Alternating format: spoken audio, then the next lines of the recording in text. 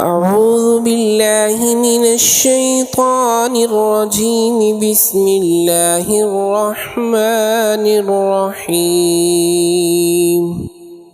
لا أقسم بيوم القيامة ولا أقسم بالنفس اللوامة. أيحسب الإنسان أن لن نجمع عظامه بلى قادرين على أن نسوي بنانه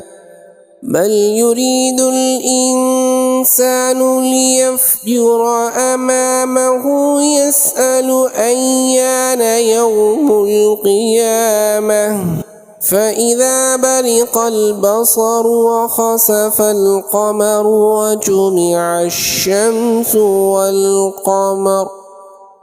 يقول الإنسان يومئذ أين المفر كلا لا وزر إلى ربك يومئذ المستقر ينبأ الإنسان يومئذ بما قدم وأخر بل الإنسان على نفسه بصيرة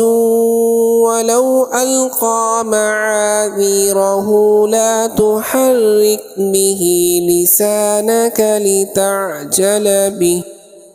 إن علينا جمعه وقرآنه فإذا قرأناه فاتبع قرآنه ثم إن علينا بيانه كلا بل تحبون العاجلة وتذرون الآخرة وجوه يومئذ ناظرة إلى ربها ناظرة ووجوه يومئذ باسرة تظن أن